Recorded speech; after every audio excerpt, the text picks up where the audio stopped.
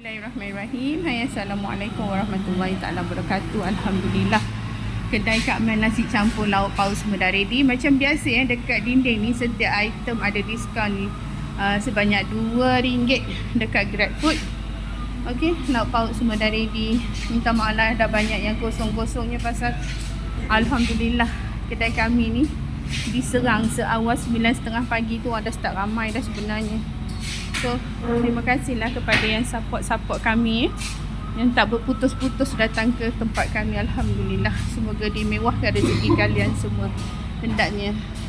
Adik dah kenyang dah ya, adik? Hari tak sekolah Cuti? Tak sekolah. Alhamdulillah. Boleh rehat, adik ya? Acik ni bila nak rehat dah?